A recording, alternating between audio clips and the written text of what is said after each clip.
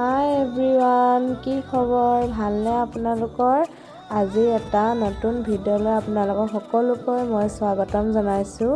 আৰু আজিৰ ভিডিঅ'টোৰ যোগেদি মই আপোনালোকক দেখাব বিচাৰিছোঁ যে আলুৰে বনোৱা 5বিধ পিটিকা। আহকচোন আমি আজি এই 5বিধ পিটিকা কেনেদৰে বনালোঁ চাওঁ।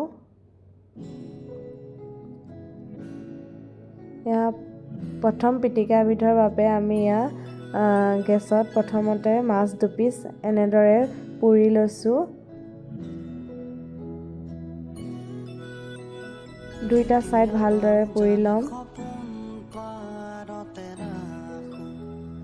ফ্ৰাই কৰা মাছ ধুনীয়াকৈ পুৰি লৈছোঁ স্মকি ফ্লেভাৰৰ বাবে।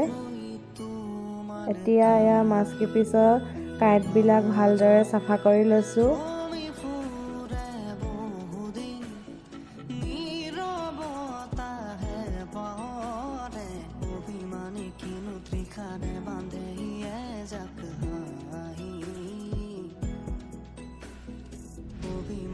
কাঁইটবিলাক আঁতৰাই লোৱাৰ পিছত এতিয়া ইয়াত এটা আলু দি ধুনীয়াকৈ পিটিকি লৈছোঁ আমি।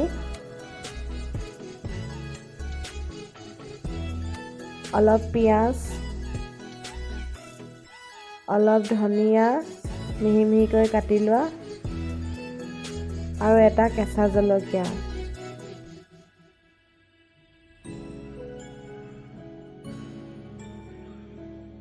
অলপমান নিমখ সোৱাদ অনুযায়ী।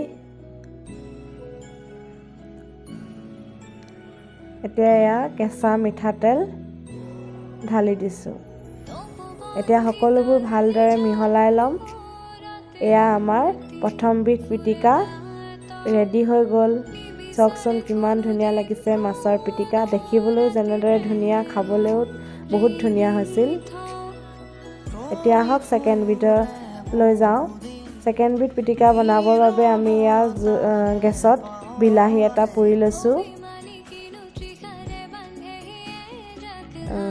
ধুনীয়াকৈ বিলাহীটো পুৰি ল'ম। বিলাহীটো আমাৰ সিজিছে। এতিয়া ইয়াৰ স্কিনটো আঁতৰাই ল'ম ধুনীয়াকৈ চাফাকৈ।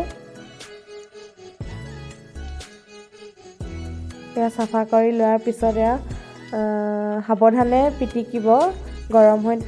গৰম হৈ থাকিব যে হাতত পৰিব। লাহে লাহে পিটিকি ল'লে আৰু দুটা আলু দি ধুনীয়াকৈ পিটিকি ল'ম। অলপমান মিহি মিহিকৈ কুটি লোৱা পিঁয়াজ, ধনিয়া। এতিয়াতো ধনিয়াৰ ছিজন, গতিকে ভৰাই ভৰাই ধনিয়া দিব আপোনালোকে। নিমখ, ভোট জলকীয়াৰ তেল। গোন্ধটো ইমান ধুনীয়া লাগিছে নহয়। ভোট জলকীয়াৰ তেলেৰে পিটিকা বনালে বহুত সোৱাদ হয়। এতিয়া সকলোবোৰ মিহলাই ল'ম আমি। আমাৰ ছেকেণ্ডবিধ পিটিকাও ৰেডি হৈ গ'ল। কি ধুনীয়া লাগিছে, ভোট জলকীয়াৰ গোন্ধ কি ধুনীয়া আহিছে। বহুত টেষ্টি হৈছিল এইবিধ পিটিকাও। আহক এতিয়া 3 নম্বৰবিধ পিটিকালৈ আমি যাওঁ। 3 নম্বৰবিধ পিটিকা বনাবৰ বাবে আমি শুকান জলকীয়া গেছত অলপ পুৰি লৈছিলোঁ। ৰেডি হৈ গ'ল। এতিয়া শুকান জলকীয়া, পিঁয়াজ, ইয়াত অলপ কেঁচা মিঠাতেল দি এতিয়া ধুনীয়াকৈ মিহিকৈ পিটিকি ল'ম। পিঁয়াজবিলাকৰ লগত ধুনীয়াকৈ পিটিকি ল'ম।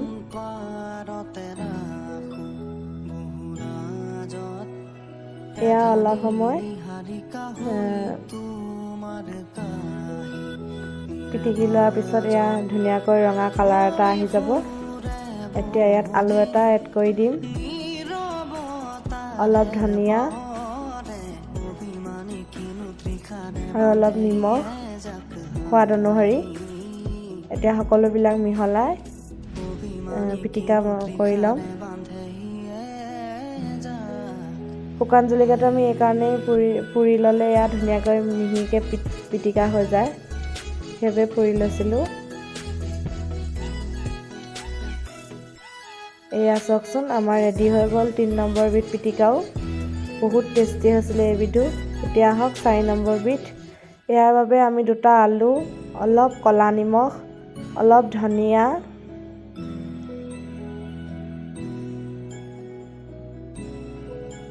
এয়া অলপ জিৰা পাউডাৰ দি ল'লোঁ। এতিয়া গেছলৈ আহক। গেছত আমি কেৰাহীখন গৰম কৰি ল'লোঁ। গৰম কেৰাহীত অলপমান তেল দি ইয়াত এটা শুকান জলকীয়া অলপ ভাজি ল'ম। ধুনীয়াকৈ অলপ ভাজি ল'ম।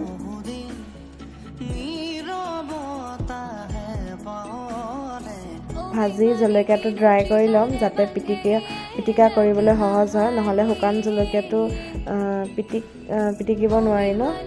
এতিয়া এয়া চাওকচোন গৰম তেলেৰে সৈতে শুকান জলকীয়া আলুৰ লগত এয়া আলু পিটিকা দি দিলোঁ। এতিয়া সকলোবিলাক সাৱধানে পিটিকা বনাই ল'ম। গৰম হৈ থাকিব, সাৱধানে কৰিব। এতিয়া এয়া পিটিকা বনাই হৈ গ'ল আমাৰ এয়া 4 নম্বৰ বিধ পিটিকাও ৰেডি। ইমান সহজে বনি যায় পিটিকা চাওকচোন, কিন্তু খাবলৈ বহুত টেষ্টি হৈছিল। এতিয়া আহক 5 নম্বৰ বিধ। 5 নম্বৰ বিধ পিটিকাৰ বাবে এয়া আমি কেৰাহীত অলপমান তেল দি এয়া মিহি মিহিকৈ কুটি লোৱা পিঁয়াজ, অলপ নহৰু মিহি মিহিকৈ কুটি লোৱা, জলকীয়া এটা, 4 ফুটামান নহৰু দিছিলোঁ আৰু এয়া 1 মিনিটমান ভজা হোৱাৰ পিছত গেছ অফ কৰি দিলোঁ। এতিয়া আলু 2টা, ধনিয়া অলপ, নিমখ অলপ সোৱাদ অনুসৰি, এয়া ভাজি লোৱা পিঁয়াজ, জলকীয়া, নহৰু তেলেৰে সৈতে এয়া আমি আলুৰ লগত এড কৰি দিম। এতিয়া সকলোবিলাক মিহলাই ধুনীয়াকৈ পিটিকা বনাই ল'ম। সাৱধানে কৰিব। এয়া ভালদৰে পিটিকি লোৱাৰ পিছত এয়া আমাৰ ৰেডি হৈ গ'ল পিটিকা।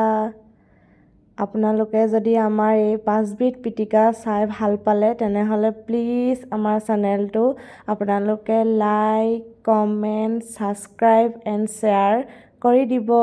আৰু আপোনালোকে এনেদৰে কম সময়ৰ ভিতৰতে পিটিকা বনাই খাব বুলি মই আশা কৰিলোঁ। Bye bye guys.